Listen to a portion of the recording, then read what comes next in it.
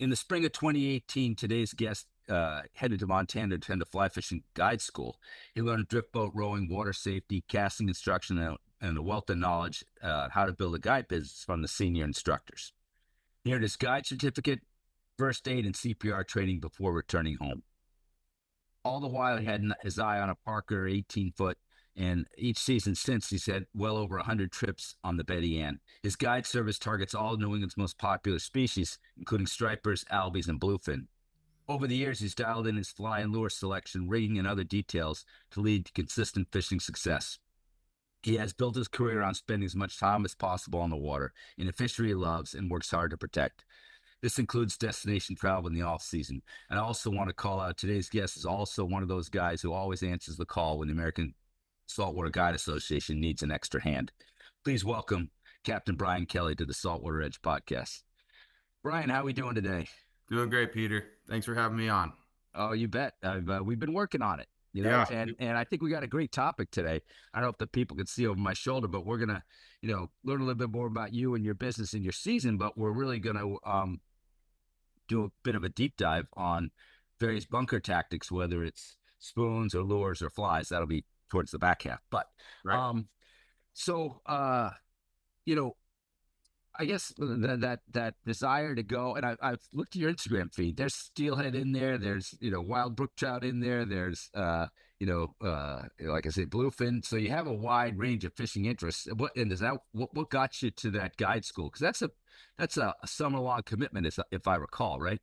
Yeah, it was about a 10-day program.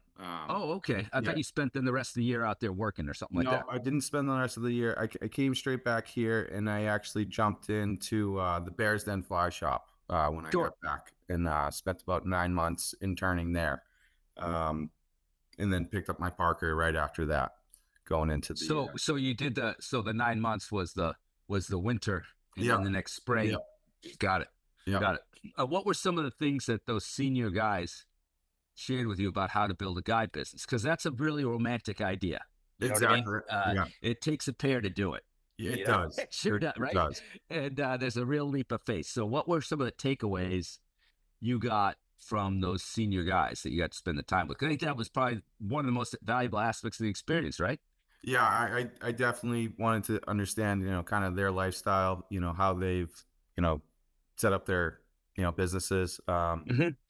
Montana, just like with all places, we have 6 month seasons. So a lot of these guides, they're traveling. Yeah, they do too. It's absolutely gorgeous. It's Mother's Day today. It's absolutely gorgeous out there right now. Right. Then it'll get shitty with runoff. Then it'll be gorgeous again. Right. Right. Right. Yeah. Yeah. So they can go till about October, but a lot of those guys, they'll just fish the prime months, and then they shoot up to Alaska. And so they get a lot of experience in Alaska. A lot of those guides did some trips down in Mexico, sailfish. So they off season stuff. Yeah, all season stuff. Every angler kind of had their own destination. One of the guides was really into Mongolia. Timon, which is pretty special. Bradley Cast. You yourself though do off season travel destination trips too, right? Yes, I do. Yeah, Cuba, South Carolina. Spend a lot of time up north with the Great Lakes with steelhead. All throughout New England for trout. So I like the state. It's yeah. But do you guide on some of that stuff too? Not guiding, hosting trips. So I kind of. So I know you did Cuba, right?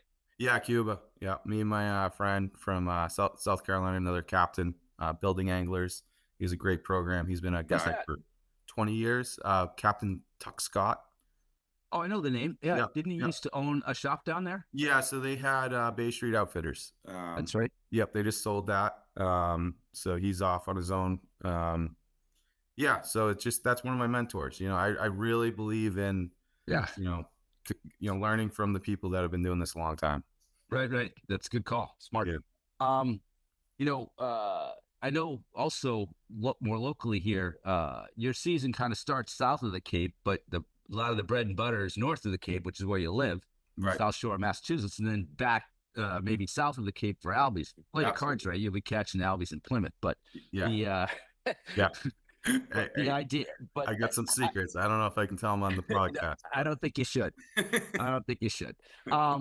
But experiences wise, I'd be curious because we have listeners from both sides of the Cape and up and down the coast, really. Um, what can you tell us about sort of differences in approach, tides, bait, migration patterns on the north side versus the south side? Because sometimes I think people, look at the on the water migration map and can kind of see the water temperatures progressing, the bass's progress progressing, and it's basically a these 2 week, these 10 2 week seasons that my listeners have heard me talk about before are just chunking up the coast with the water temperature, right? Absolutely. But Yeah. but you have a pretty unique take because you work both sides of the Cape. Yeah. Share a little bit about what you might have for observations on Yeah. the differences. One's a big tide. Well, I won't take your words. Right. Go ahead. Exactly. I mean, you stole the words out of my mouth. I would say that's the biggest difference is this those tides. Mm-hmm. Um, we're looking at 12-foot tides at sometimes, on the big moons, where Mm-hmm. south side of the Cape is 2 foot, down, off, between the Vineyard Sound, and then you get to Buzzards Bay, it might be as most as 4 feet. So you just don't have as much current, you know, in Buzzards Bay. Vineyard Sound is where you really start getting a lot of current, a lot more rips. And then the Cape Cod Bay side, I like it because it really fills in the backwater and the flats, and Mm-hmm. you can actually find more fish close to the shore than further from shore. Um, when just depending on the time of the season. That tide floods in, and it's one of the things I want to talk about in the bunker piece, but I think I might just go there now. Yeah. That water temperature moves along, from 40 Yep. into the 50s. And right now, I imagine there's a difference on both sides of the Cape. Here it is, whatever, May 10th or 11th. Have you taken a water temperature recently on one side and the other? Yeah, I haven't been over. I've heard it's in the 50s now in the bay. So Duxbury where it Bay, needs to be. Yeah. Cape Cod Bay. Yep. Cape Cod Bay. Yeah, wow, Yep. great. Yep. And that's kind of like we were talking about a minute ago with the on the water. But that water temp moves things, and then you see, I guess, at least my experience here is more like you see holdover fish first, then the first of the migrating fish, and then it just starts to build. Yeah.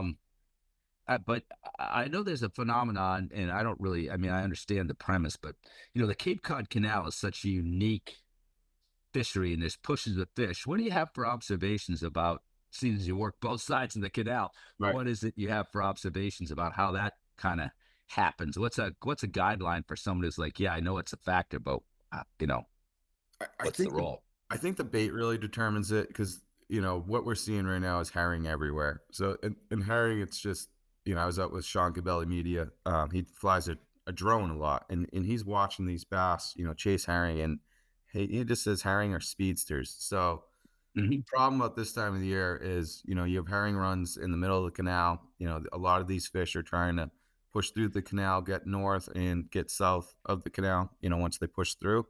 so it can really just push that biomass right through. You can have a day where there might be 10,000 fish around your boat, and then one tide, one night, they've pushed all the way through, and they could be up in Boston. Do they suck through on a big tide, kind of like the way herring move up rivers on Yeah, better tides? like a couple days prior, Yeah, once that velocity really kicks up. But I really think it determines what those herring are doing, and how big of that school is, because they're gonna follow the biomass.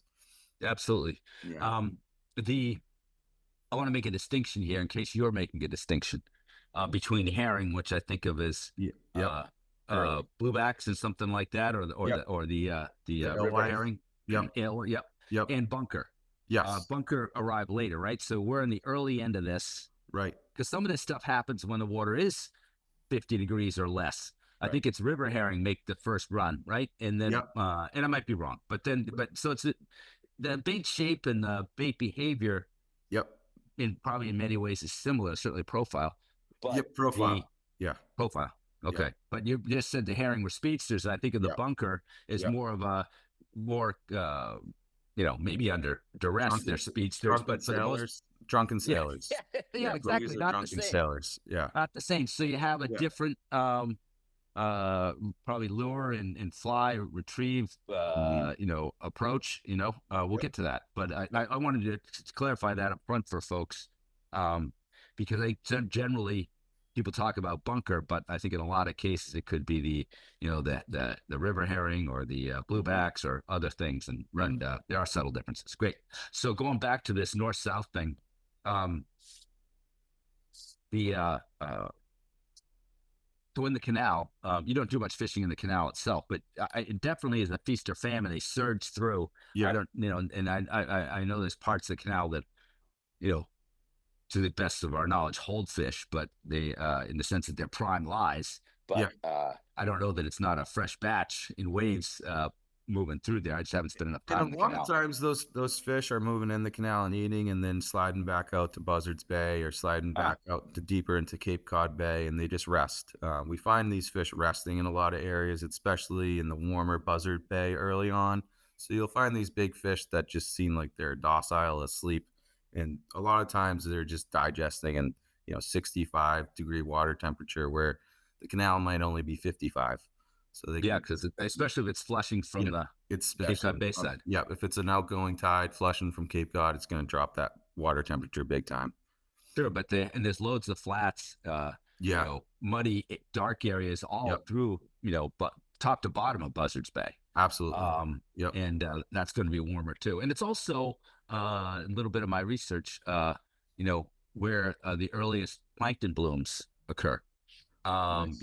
And so, they're plankton feeders. So here's the Yep. hang too. I mean, they're Yep. certainly very pro herring and bunker, but, Yep. Yep. Yep. it attracts other baits. Yeah. I had the opportunity to fish Raritan Bay this spring, now almost 2 weeks ago. So in the middle of April. Mhm. And, finding them is a big, Raritan Bay is a lot like Buzzards. It's a big, wide open, lots of soft, dark bottom, and they're anywhere, Yeah. but they might move around through the channels, Right. the dredged channels, Right. like they do here in Narragansett Bay, but then they spread out, and you might probably your point exactly. They've had their chew, Yeah. and we're just gonna relax for a little bit, maybe wait for a better tide or Right. digest my food or whatever. Yeah. Right. Boy, we're already yapping a bunch of bunker. I want more Brian. So let me ask you a couple other Yeah. Brian No, questions. yeah. the so like I said earlier, any real differences in the bait north and south? Or does it all Um. end up being the same after a couple of weeks? Yeah. I would just say maybe not typically. Maybe like the size of the sand eel, right? Like, Oh, um, you'll find bigger sand eels towards deeper water around P Town. yep. The shallower parts. I would say maybe sand eels. I just feel like the sand eels are more prevalent, in the deeper, cooler water. Um, Sure. s- And mackerel, yeah, maybe mackerel would it's be. changing, but It's so shared though, because it is just like how I describe people when I'm fishing there. The canal is 95. They have their fast food rest stops. And they can pull off here and eat a pile of pogies, or pull off here and go on this river and eat the herring. And then that bait is migrating too. So Mhm. I just feel that once that water changes, it just depends on where that bait moves. Is it? Is it? And I think to me, what you just said is a lot like my, generally how I, when I'm talking or teaching, presenting on albies, same deal. There's a biomass, Right. and it's the best around, Right. right? Most Right. protein, Yeah. tightly schooled. It's your optimum, right? That could be anchovies. It might be tiny, but there's a shit ton. Right. Um, and I think people falsely assume that it's only like the bait you see and the game fish, and often it's the best biomass around. So all of the protein feeding, Right. folks in the ecosystem are gonna take a swipe at it. Right. Um, the I interviewed a guy on the podcast, Aaron Adams. He's a science guy for Bonefish Tarpon Trust, and he talked about scientific literacy and how understanding the ecosystem and then the substrate and then what lives there and why, Right. and is a really good framework. And it's a lot of work. You can go down some rat holes, but you also have your observations like, geez, I think of the sand eels in Cape Cod more prevalent, deeper, colder.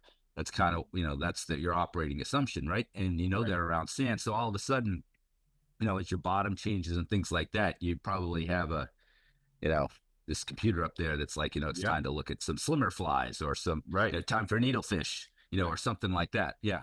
Okay. That's very well Um. put. Yeah. Yeah. And I would Well, say the it's a biggest mystery to me is, through it all is the squid. It seems that we get squid and, and inside Plymouth Bay, I'll see, you don't seem to see squid in Buzzards Bay, but this because there's been squid bites in the canal when those squids are pushing through. So mhm, squid's mhm. an interesting one too. Because that's a big, big thing for me. I'm always trying to find fish around squid. Yeah. Oh, yeah. Because Yeah. Yeah. we're having a great squid run currently in Newport, and I ended up watching lacrosse on TV instead of going squid fishing just a couple of blocks from my house last night. I Okay. was like, Okay. I had a long week and I just figured I need an easy one. But No calamari. that's yeah, no, not for you. But Yeah. yeah, it's pretty damn good squid run for us. I didn't realize that squid were so prevalent to the north. I thought of it the big commercial fishery in that south of Yeah. Martha's Vineyard. Yeah, Yeah, I but don't know if they're coming inside to lay their eggs again. mhm.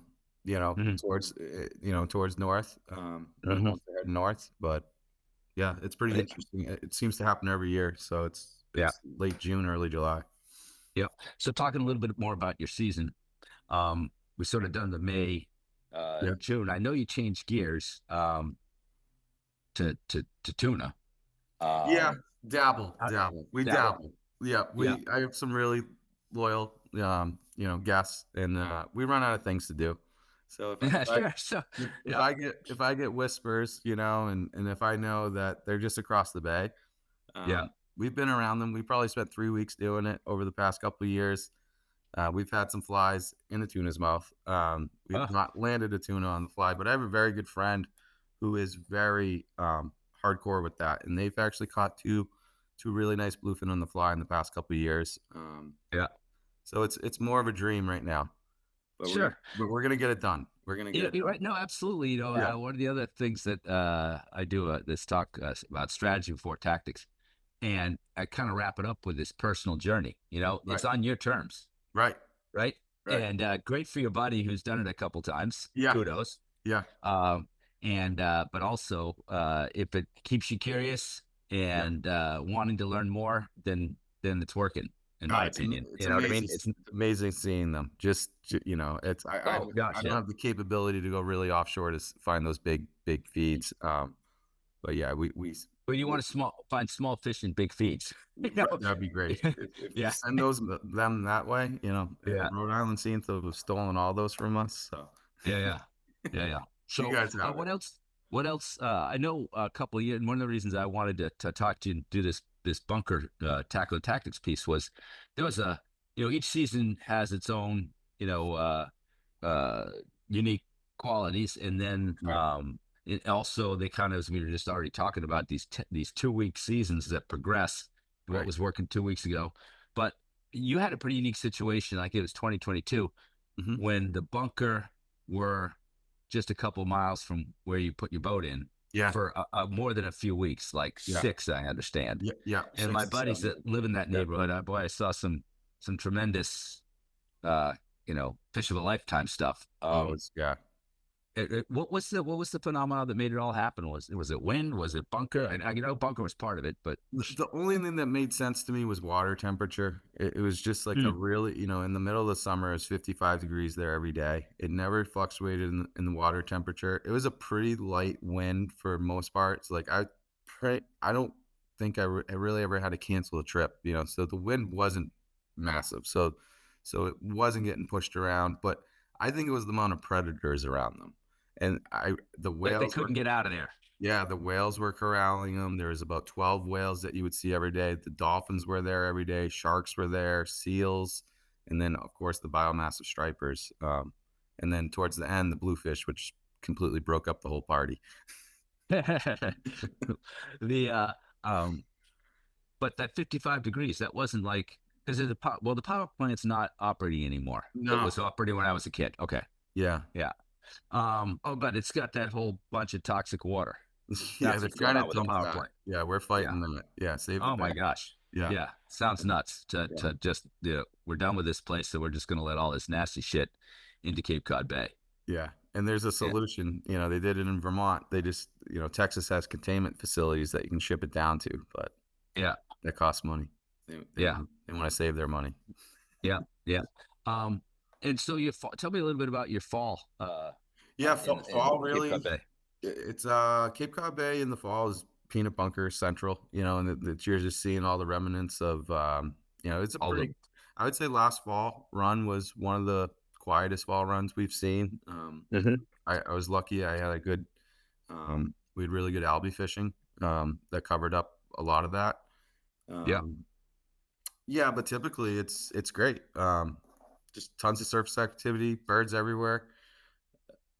It can be, fish from schoolie to, and they're all mixed together, which is pretty fun. You're not sure what size fish you really pull out of those peanut bunker schools. The listeners heard it before, but I mean, when I lived in up in Barrington, there was a beach. I'd walk the dog, and there was in July there was a 1 inch perfectly formed uh, bunker, Really? and they grow an inch a month Yeah, I've heard into the this. fall, Yeah, right? So, yeah. it's the protein that drives the fall run. What do you think kicks it off? It's not the calendar. Mm. Is it those, because and you don't have anchovies up where you are, right? Not much. The We have anchovies, the not ones you bay chase on the albies. anchovies on the South Shore, but we do have silversides. Mm-hmm. That's very common. Mm-hmm. Silversides. We have a lot of baby flounder around. Ah, what Um, kicks off their migration, do you think? for the peanut bunker, Yeah. I think Or it's just the dumping of those estuaries with all whatever's yeah, living in there. I think it's water temperature and those bigger fall tides. I Mm-hmm. think that really gets it moving. And I think it's just the bass coming back down in their southern migration. And they're just Mm-hmm. coming in here, and because you'll see the bait schools all over the dock for a while before the fish are there. Um, Right. so I think it's a lot of it is just, are they going to find it? And some years they find it, some years they don't. I think that's kind of interesting. That's true too. Yeah. That's true too. Um, cool. Well, let's dive in a little bit more. We've already shared a bunch on on and maybe make it, if it's necessary, Brian, make a distinction between herring and Yeah. bunker like we Yeah. did already. Yeah. But I also like to tee it up a little strategy before tactics. And so I'm going to share some observations and some of my research, but and want to check it in with what you have as your personal experience, spending much more time on the water than I do. But the bunker themselves, the menhaden, technically, typically grouped up in the upper water column, kind of milling around. I mean, when they've got stripers on them, they might be speeding up a little bit, or they're getting whacked and jumping out of the water. But they generally are in a loose, sometimes tight, but generally a loose school. They move pretty consistently Mhm. on their own, not very erratically. In other words, the front of the fish is like hard as no. It's not like a snake or they No, swim with their tail. yeah, it doesn't swim. They swim pretty. Kind of odd. Yeah, yeah. They're not a graceful swimmer. Yeah, yeah, good. Yeah, Well said. yeah. Well said. Um, and this is my experience. Wednesday last week, um, turn of the tide, about 5 a.m. Foggy as can be. Pulled up on a creek in the upper Narragansett Bay. Watch the osprey take a bunker out of the creek, and I'm like, let's go.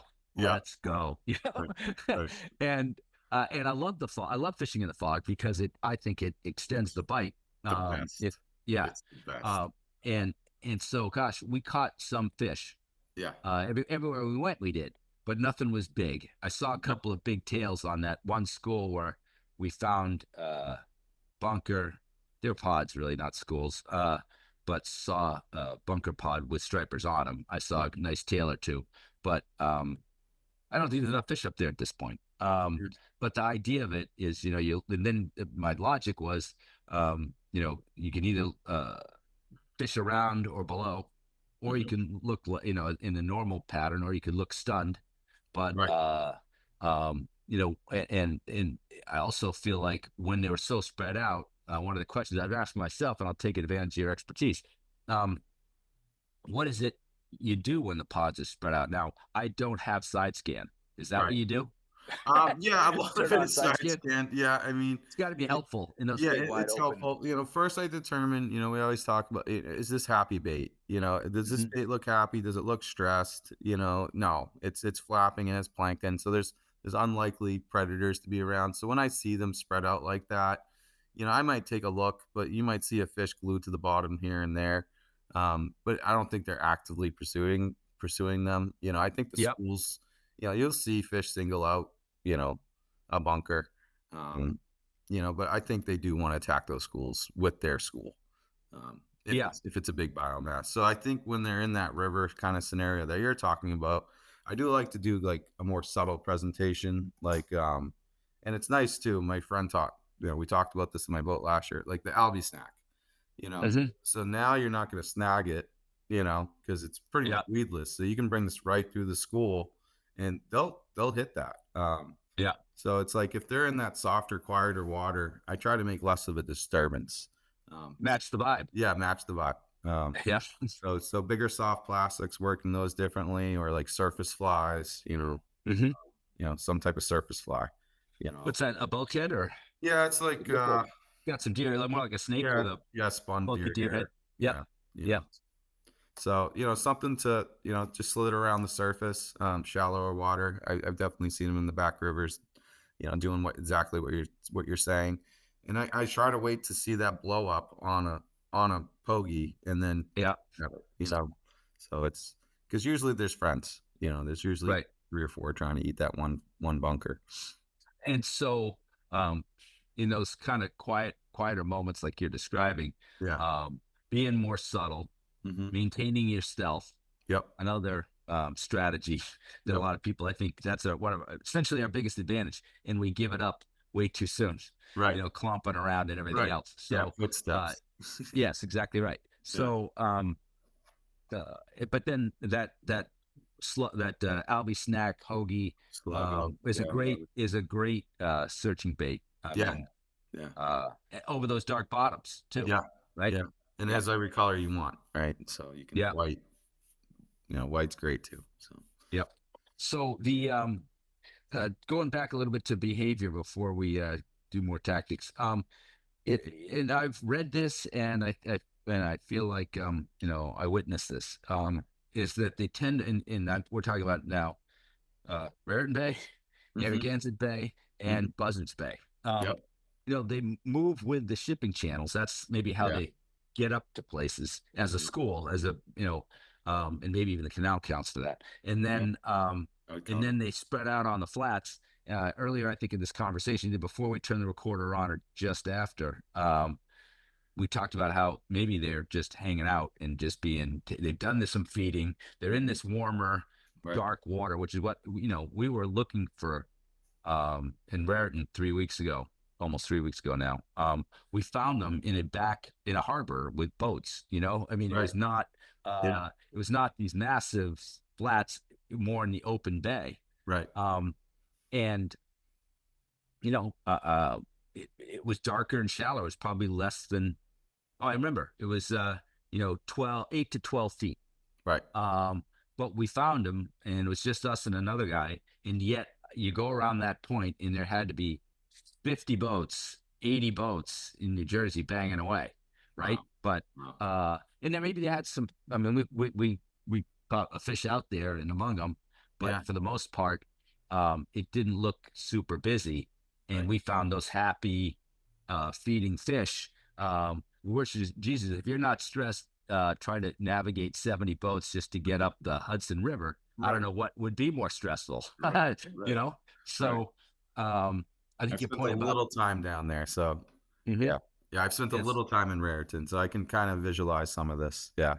But the big wide open dark Yeah. was what I was impressed because Yeah. I mean we had to run a bit just to get to water that was more than 8 feet deep. Right. Um Right. and it was all dark. There was no rocks. This is all different than home, right? Yeah. And so and then Narragansett Bay, same thing. They worked their way up. There's a couple pinch points. That's where the flutter guys seem to go to town, Hmm. and the jiggers. And Yep. then flats beside the channels is your top water Hmm. fly. those kinds of opportunities. And then, I mean, those kind of conditions we just described, I think exist in all three of those bays, you know? Yeah. Move with the shipping channels probably and spread out onto the flats, maybe when they've had enough food or they've taken a break or they're cold, you know, Right. who knows? But Right. there's warmer water, there's plankton, there's other bait fish there. And a lot of those muddy, flat areas like the one I was on Wednesday have a creek at the Yeah. head of them. Yeah. Right. And I know you fish right around the town I grew up in, and those rivers are everywhere. Yeah. I mean, whether, you know, I had one that ran behind my house, very narrow, not as wide as the table I'm sitting at when it got behind my house, but it was a herring run. And I went to a pond just upstream of my house. And whether it's a little or a lot, it's still food and something worth chasing, you know? So it might have a smaller school on it, but they know about it, you know? Yeah. It's not like, so in your bay, it's huge. So you must have just any number of places to. Because that's the trouble with that. It's more of a harbor base, like, but you said mooring fields. For some reason, mooring fields, you know, they just love, you know, being around them. Yeah, but there is deeper channels there that are throughout the whole bay systems, and you'll see them pretty deep down, and that's when you do need to deploy the flutter spoon or something like that, or you know, a bunker with a weight. You know, when they're in those big ocean schools, you know, it seems to be now you're 30, 40 feet of water, but everything's happening on the surface.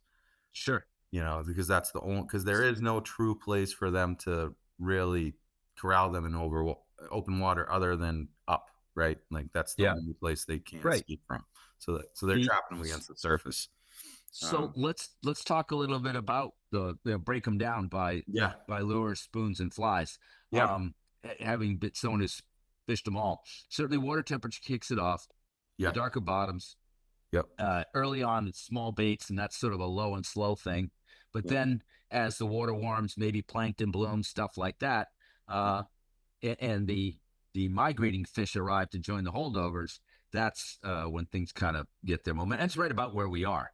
Right now. Yeah. Right. Okay. Right. And it's May 10th or whatever, Mother's Day. So let's talk about it. We've done the strategy part. Let's go to the tactics and start with lures. Would like to know your thoughts on selection. A couple lures that work. You know, a couple of retrieves that you might find proven.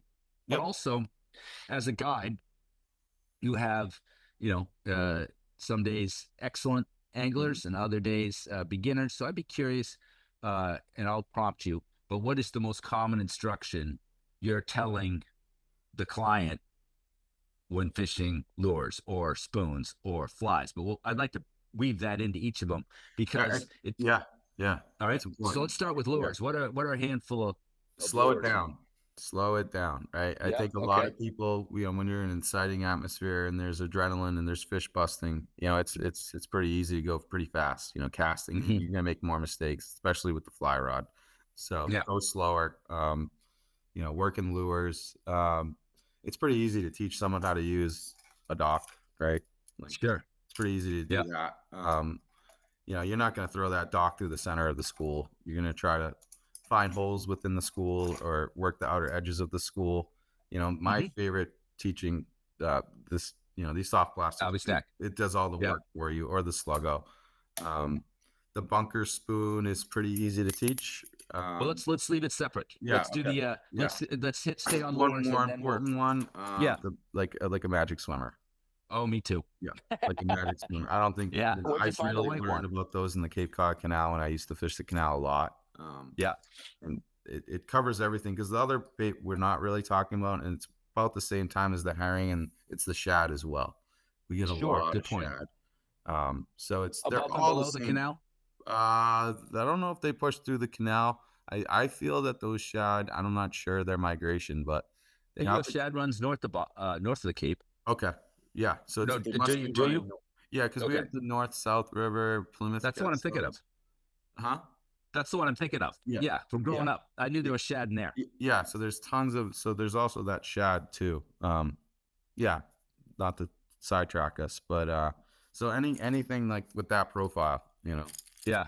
and And paddle a good tails. example, what I liked about that magic swimmer is it's got the back swims, Yeah, it like does the those. work for you, right? Yeah, Yeah, right. yeah, Because the bunker, you don't really see it. It's not a aggressive swimmer. It's the back that does the work. So, and then the paddle versus the straight tail, like the stacks and right, sluggo is a straight tail. right, Okay.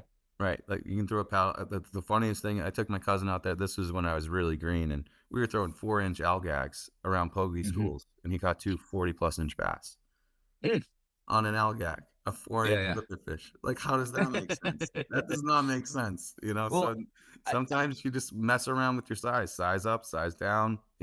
yeah, I think there's a reality. They feed opportunistically, but when there are some baits they lock in on, and it wouldn't Yeah, surprise me with the amount of protein that's in a shad, a herring, a bunker, yeah, um, and they're densely schooled. I think it gives them a damn good shot to get a good meal. yeah, So I can see them locked in on it. right. Is that your experience that they Yeah, basically, yeah, yeah. yeah. Um, so we talked about selection. We talked about the dock, sluggos, magic swimmers, and paddle tails. Any distinctions in retrieve, between like the bunker and the herring or anything like that? Anything instructions? You said slow. Yeah, I mean, I still say slow, right? Because my whole philosophy, and it's a lot of people's, and it's just what has always stuck with me. I want that injured bait. I feel that they're looking for the compromised one. So if it's a little slower than the rest of the group, that's probably a good thing. Bring a if you go into bear country, bring a guy slower with you, right? So Yeah, right, yeah, yeah. yeah, That's great. That's a great way to describe it. yeah. Um, and um, it's been my experience as well when you just like pause something and let it Mm-hmm. fall, Mm-hmm. Yep. which will bring us to spoons soon enough. Right. So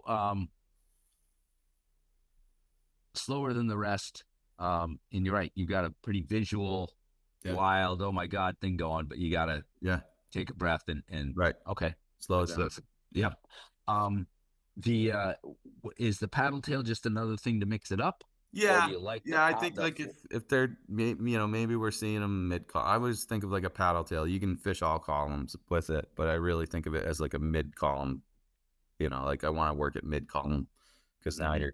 a fish might see it, from the bottom. Maybe they're swimming mid column, but just and you can work it through all three columns if you want to. Mhm. That's why I Mhm. like the paddle tail. You can work it vertical if you wanted to. So You can count it down. Yeah, we do. yeah, We have a spot here where it's a sand bottom, it's a point, and it's I'd have to go over it again in my fish finder, but it's something like 20, yep, uh, yep, 18, right. 30, Right. and You really make sure you count it that you got to give it its time, let it yeah, marinate. Yeah. yeah, and those things get down. Yeah. And also another plus to the paddle is it makes more noise. Yeah. And if you're matching the vibe and it's quiet and Hmm. foggy, that's Hmm. probably your sluggo Right. uh Right. albie snack, right? And Right. versus the Yeah. vibing, Yeah. more frantic. Yeah, Yeah. okay. Got it. Got it. Sounds great. Um, and we haven't talked about locating schools. I'll make a note to do that. Yeah. Or do you want to riff on that first and then we'll go Yeah. I to mean, I spoons? think, a lot of it is covering water to begin with, focusing, around, for me, it's, you can almost time it, right? These fish are coming into spawn or eating or whatever they're doing. Has to have something to do with spawning because there's so much peanut butter in the fall. Mm-hmm. But a lot of them, they're just you know us specifically, we get them almost the whole 6 months. They're already in there, Mm-hmm. and they'll be here till the end of our season. Um, so locating them, you're going to be using, any visual cues, like you said, ospreys are a dead giveaway. If I see Mm-hmm. ospreys flying around, there's pogies, herrings, or shad. And then, yeah, using your electronics is key because they will be on the bottom at times, and that's tough. And that's when we think we lose them. And, but then the tide switches and now, boom, they're all back up on top.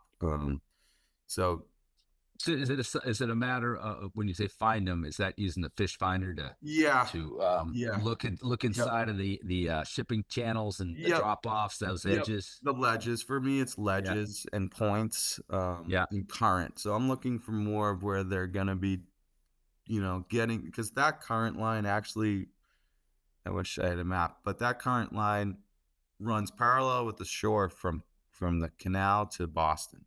So that's Mm. another highway. So when they did that flow chart of when they're going to dump Holtec, they wanted Oh to yeah. prove that this was not going to come back into us, and this is the natural flow of the ocean. So you kind of get in that highway and just drive back slow, like 10 Hmm. miles per hour, 20 miles per hour. You can still mark a big school. Um, if not, it's pretty easy to find them on the surface. It's Yeah. if it's a big, we had a mile long school, for Mm. 6 weeks. It's just Mm. you couldn't miss them. It just looked Yeah. like oil on the water. And how what was the depth they were in at that point? 30 on Yeah. average, 30 feet. Yeah. And Um, then would it still boom up under the flats, or was the water comfortable where they not were and they just kind of Yeah, hung they out? were just kind of staying. It was a big reef system, so I'm Yeah. sure a lot of plankton was there. Yeah. They every morning they were eating until they weren't, until they were Yeah. being eaten. The but the flats part is Yeah, probably just sort I of think it's connect the more dots here. tied into rivers. The flats, it's gonna Yeah, be adjacent flats to near rivers. Yeah, rivers. yeah, Right. yeah, yeah. Yeah. Herring are running up, Yeah. bunker are running Yeah. up, and this is a choke point. That's Yeah. why they're there, and it's warmer in this time of year. Pretty soon, everything's going to be warm enough. Right. Yeah, I got you. I got you. Great. And yeah, I mean maybe it's what's that FOMO as it relates to side scan. I've never been Oh much yeah. of an electronics guy anyway. I Okay. use my Yeah. electronics to not hit something. Right. I don't really do much fish finding with it. Yeah. It just didn't grow up that way. Yeah. But some of the best fishermen I know, and they're already great Right. anglers. Make sure I say this properly. Yeah. Only got a bunch better Right. because they know how to use these Well, with tools. my first boat, the Parker, it was very visual. For me, it was just fish. Like I would be Hmm. fishing in a pond, and I'm casting more. I'm fishing more on my own when I'm getting Hmm. my service hours, and taking buddies out and stuff. But once I really got stuck behind that wheel, and I got my new boat, the Dorado. I put the side scan the last year I had it with my Hmm. Parker, fell in love with it, and then that was so it's a great tool. You Yeah. can really call your shot out. You can say 40 feet to the right, there's a school of bass sitting next to another, maybe school of pogies. Yeah. Yeah, so it's helpful. I think it's Or even like a some structure below the surface where the yep, client would see the swirl yep, of the current over the structure, yep. and let's throw a couple over there. I could see how that would Oh yeah, you can improve find your rock. catch rate that way. Yeah, Yeah, yeah, you can yeah, find structure real easily with it. excellent. So before we go on to spoons, just give me a minute here. Yeah, This podcast is brought to you by the Saltwater Edge. Go to saltwateredge.com to check out the latest surf, fly, light tackle, and jigging gear. We have hundreds of 5-star reviews for our same-day service, advocacy for our fisheries, and our passionate crew of anglers. We're here ready to answer your questions about tackle and tactics from bonefish to bluefin. Use the code Brian, all caps, to get free shipping on your next order. All right, let's move all on right. to bunker spoons. Yeah, I've watched him work. I've yep, had great follows. I yep, haven't done much of it yep. because I got to be on somebody else's boat with the side skin, with the I mean, you really right because you really have to be over the school to make them effective, right? It's not I a believe searching so. tool. Yeah, but the down scan is kind of effective for it too, right? Hmm. The side scan's great. I think the side scan's better when that school's really tight and you're trying to find the holes within the school. For me personally, but I can utilize my down scan and drop that right down on them. Can you show us the Yeah, spoon again? so this is an old one. It's a little beat up. It's a little rusty. Yeah, But there's your bunker it's spoon. a 9 or 11 inches is common Yeah, sizes. I know. this one's about 11, I think. And so when it falls, Nine, it's just like a 9 inches. like a Yeah, leaf. so yeah, it flutters down. Yeah. And the the biggest observation I noticed that there's a lot of pogies. Guys couldn't get them down, right? They're putting 3 ounces on, but by the time the bait got down, and I caught three, we're in a 40-foot channel, so I'm just dropping it down, letting it flutter. A lot of times they were hitting it on the flutter, if on the not, drop. it was just getting it right down to the bottom, just like all bottom fishing, Ronzies, Yeah. end of it. 3-4 cranks, just right off the bottom, and just start jigging it. Using and leaving it in that zone, leaving it there.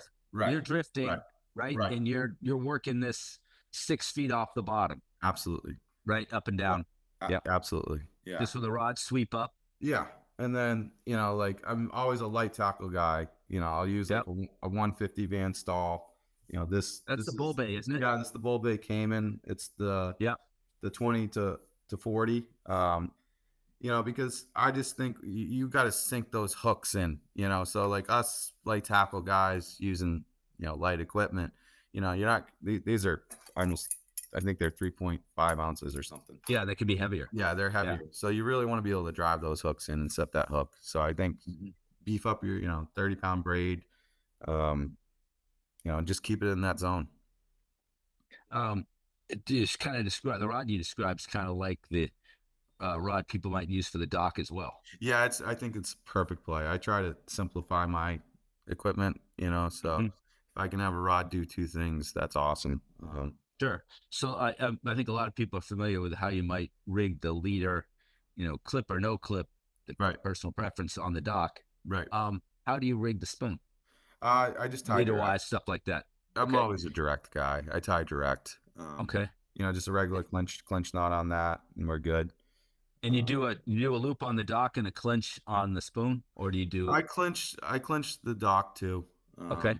I want it really in line, but this is always soft plastics. There's your loop knot right there. Sure.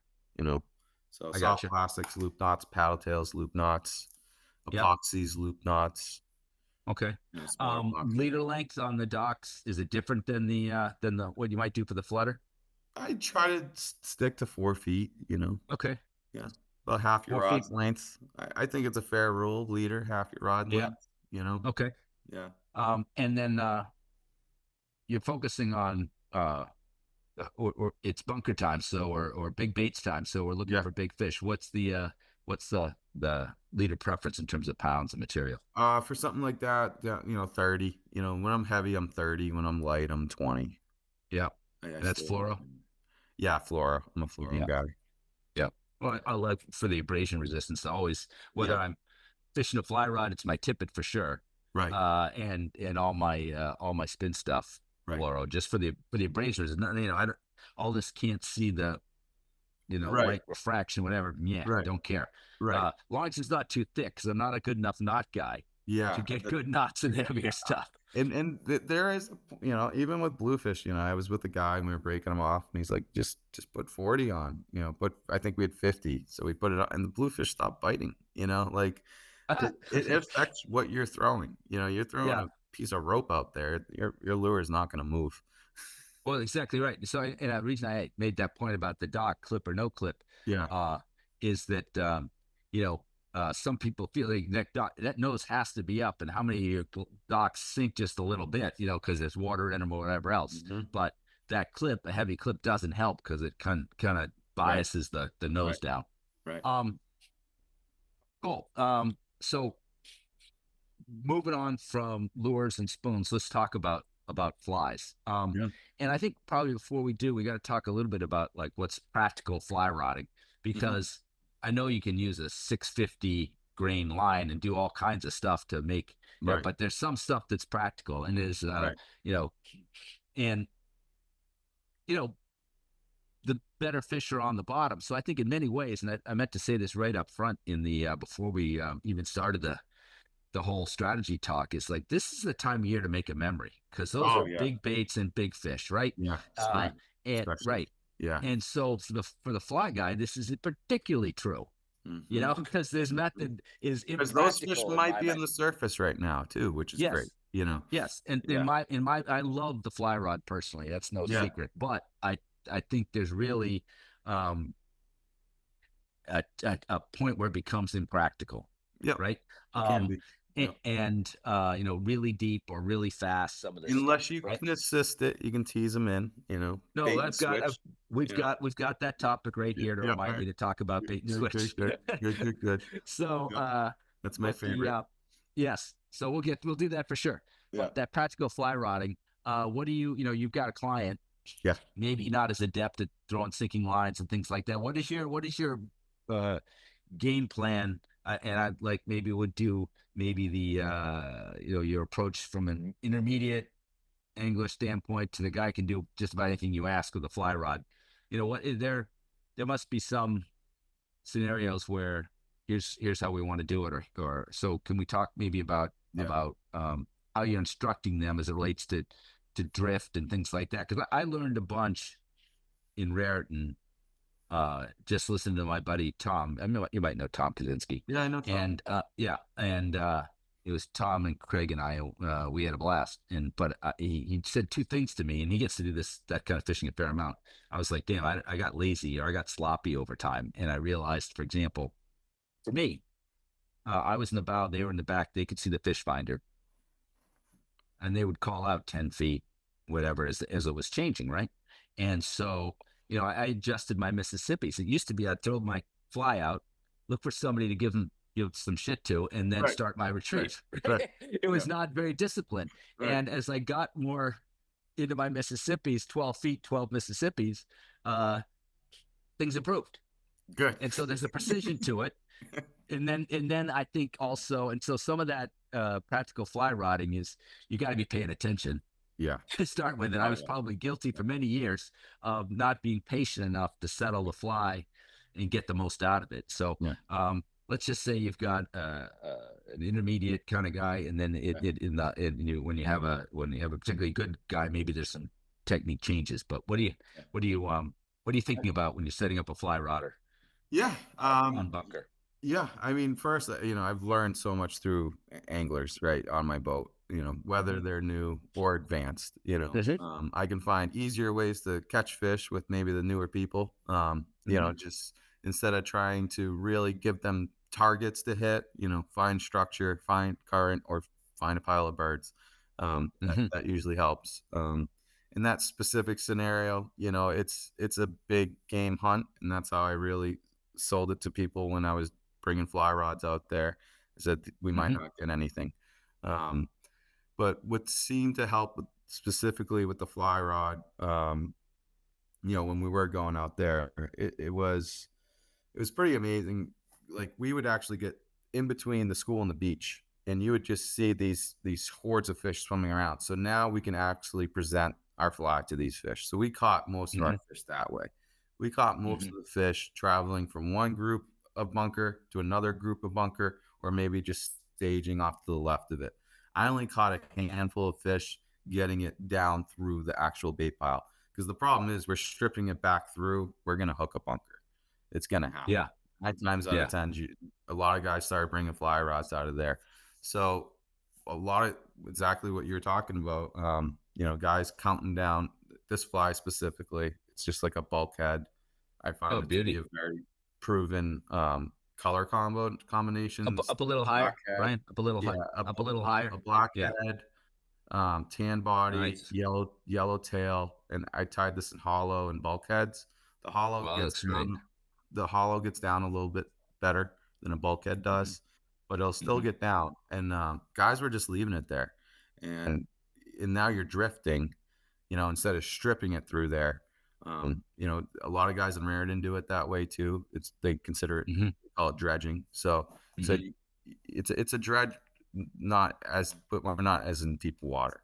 If not, I had this big point around there. If you find, a place where, this point extends out maybe a mile into the ocean. So we just fish that structure, so instead of fishing the school, instead of fishing the fish itself, we would just fish the structure. And a lot of those fish were hanging on that structure. So it's like, you want to get right into the mix and the chaos, but it's hard getting any lure or fly through that. You're going to end up hooking bunker 9 out of 10 times. So, that's when we figured out, the albie snack, but it was always sinking lines. We always fish sinking lines. What grain weight? I mean, is it the heads with the intermediate running, 10 or is weight, it? yeah, Yeah, 350s, yeah, 350, nothing crazy, you know. yeah, We exactly. only had to get it 20 feet down, 30 feet down. So it was nothing crazy. But I've fished full sinking lines in other areas and deeper water. Um, but for us, it was so surface oriented that just really focusing on the, we would see a hole. You know, now I'm driving around the school, I see a hole. Now Hmm. put your fly in that hole, you know, and strip it Hmm. out. We would catch them Hmm. that way as well. So Sure. it was, yeah, yeah, Would you do you set up drifts as well? I imagine, right? yeah, yeah. You'd be drifting, you know. Yeah, I'm an active fisherman, you know. Like I try to, yeah. If it's like we drift too far off, then we're always resetting. You know, we're just trying to stay with the bait. You know, stay with sure. them, and keep up with the stripers. One of the things I noticed in the Raritan experience was a windy day, not Yeah, crazy, but if the boat's drifting and you have a with a fly rod and you have a comfortable cast, you're not going to fly's not going to hit the engine, the T top, you know what I mean? And what ends up happening is there's this casting angle and the yeah, boat's drifting on the same angle essentially, yeah. right? Right, And you're basically fishing 20 new feet of water right. each cast because and so Tom pointed out to me you need to change up the angle just Yeah, like you're right. on a think of it you're on a River. rock Right, you'd be fan right, casting right. and the I think that's another aspect of lazy. Like I said, I can't count my Mississippi's. The other was I was essentially fishing the same track because the Yeah, boat was drifting. My yeah. comfortable cast was backhand, but with the wind Right. and the T top, that's where you know what I mean? And you're Yeah, like, yeah, it's sloppy stuff. yeah, You got to be better than that, right? yeah. So, um, And I always think of but like steelhead fishing too. Like, you know, we're trying to get our nymphs down or we're trying to get this, you know, and that's when mending becomes very important as well. hmm hmm Even mending sinking line, is it?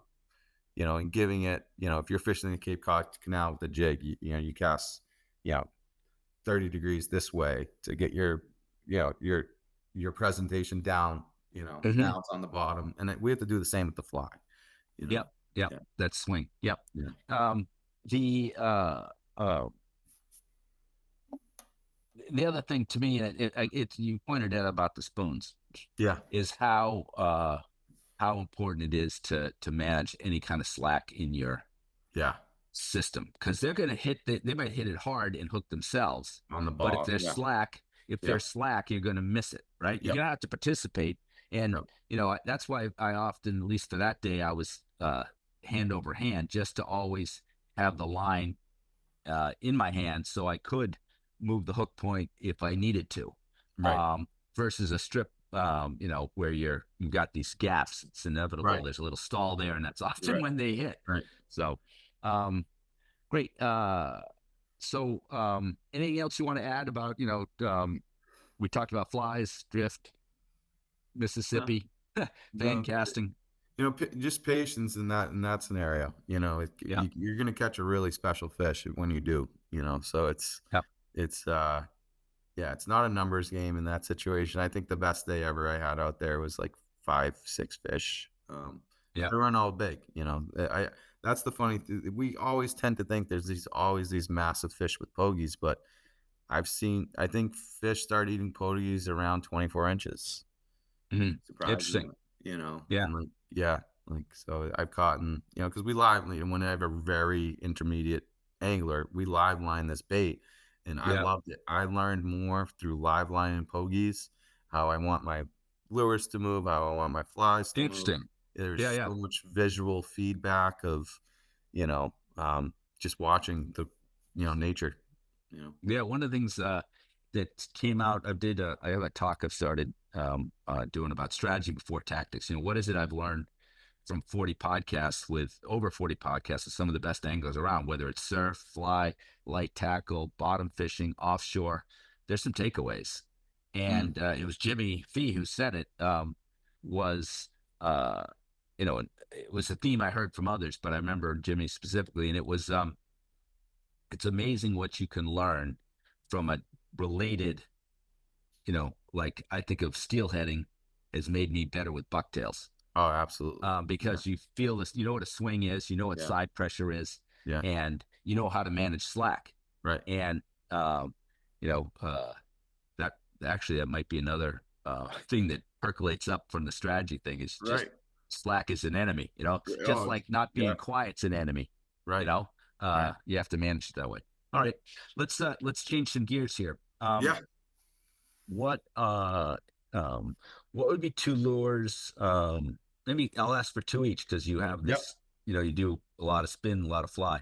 Yep. Two lures and two flies that you'd recommend to somebody targeting, let's say bunker, if you will, in this time of year, this fishing we focused on.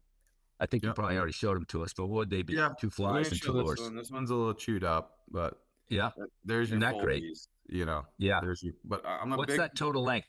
this is 12 inches, Wow, nice job. you know. That's a good looking fly, man. Yeah, so that's 12, but what I found out, even just all white as well, like you don't have to go all crazy. I went to Boston Harbor with a ton of pogies, and we were catching probably on 6 inch, maybe to here, Yeah, just white hollow flies. yeah, Um, so sometimes the fly becomes unmanageable if you make it too big. yeah. Um, and then so those would be the two flies. I would say a bulkhead or a hollow fly. And then Mhm. obviously the two lures for me, I I guess around bunkers would be the dock. Yeah, Um, and I would have to say the Albie snack. Yeah. yeah, This is yeah. the help me with the size of this one. This is the That's the XL. yeah, the XL. Yeah, Thank you. Thank yeah, you. Yeah, I really love those XLs. yep.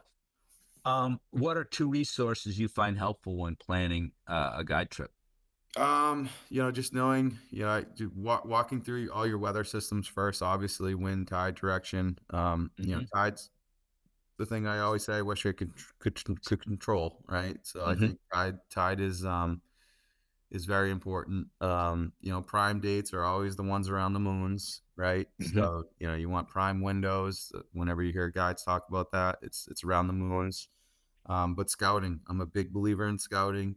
A lot of people just say, Brian, you need more friends. You need to get off the water. But it's unless I see that water in the desert myself, I don't believe it. So Yeah, I have some good resources that really help you out, like Captain Jogo, another yeah, friend of buddy. yours. He's Yeah, he's, he's mid Cape for me. So I have another gentleman I talk up, north side, Joe Guino and all those guys. yeah, So yeah, so it's nice having friends in far off places, but I think you really need to know your front and backyard. yeah. So you get out and scout Yeah, prior to yeah, trips. Okay. yeah. Um, and what would be two tips you'd provide anglers when when they get on your boat? It might be something you kind of talk through everybody who gets on the boat. I don't know, but Right. what are a couple things Yeah, the points of emphasis? I want them to know what I'm thinking and what I'm doing, So Mhm. so instead of just, I've been with captains and they're just looking, but I'm telling them what I'm looking for. What are we doing? I'm looking for a water temp break. I'm looking for this bait pile. I'm looking for bird. It usually starts off with birds at first light. That's why I love first light. You can get a couple Hmm. easy fish out of the way, and then as the sun gets higher, the fishing gets tougher. Now we're working, but Yeah. I just think just being very transparent with them and just really letting them know what's going on in the ecosystem helps. As for like, I'm not a big coacher, you know. Yeah. I always say if you need me to coach you now, it's too late. Um, Yeah. so Yeah. whatever I teach you today isn't going to matter because it's Yeah. not going to apply to today. So I let them grow just like I did on a boat, just Sure. figure it out, stumble like a giraffe, trip and fall, Yeah. help them out as much as you can, you know. Right. Yeah. Right. And so one question I like to ask all my guests. One last question. You have one day left on Earth. What are you fishing for and where?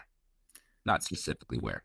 Is it that? No, we can, Kyle Cruz, Cuba, the one fish I have yet to Oh, catch yet, which is the permit. ah, So that would be yeah, me. work to do. Look at that Y- smile. That's what a Yeah, bucket list makes you do. I love it. I mean, they're a fish. I don't like easy fish. Yeah. I love Oh, they're not even steelhead. fair. Yeah, they're You do not everything right fair. and they don't Not eat. even they're not fair.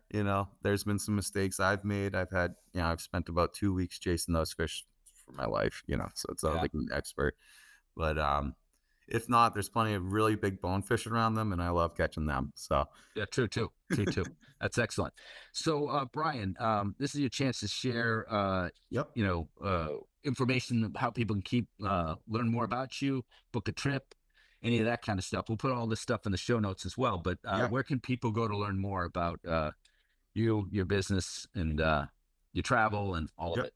Yeah, I'm active on social media. I have a Facebook page, Instagram page. I post more to my Instagram page. It's Brian Kelly with a bunch of periods. My website is rpsfish.com. Mm-hmm. I'll just kind of give you my general overview and my contact information, but just reach out to me. Give me a call, shoot me a text. Emails are kind of preferred for bookings. So if you want to Yeah, make a booking, just send me an email. sounds great. We'll put all that in the show notes. Great. I've known you a long time. You've always stepped up when the Guide Association needs an extra hand, so I appreciate that. And when I was thinking about who do I want to do this, slightly focused, because this wasn't a ramble of a whole bunch of things. We talked about your business and your fishery, but then we really did a tackle and tactics session. I thought Yeah. you really provided some tremendous insight. So thank you very Awesome. much. Well, thank you, Peter, for all you do. I call you the godfather of the guide. So keep doing the Sure. good work, man. We I, need you. I I appreciate that. All Yep. right, man. So go Save our enjoy fish. your the rest of your day. All right. Yep. Take Take care. it easy, Bye. buddy. Bye bye.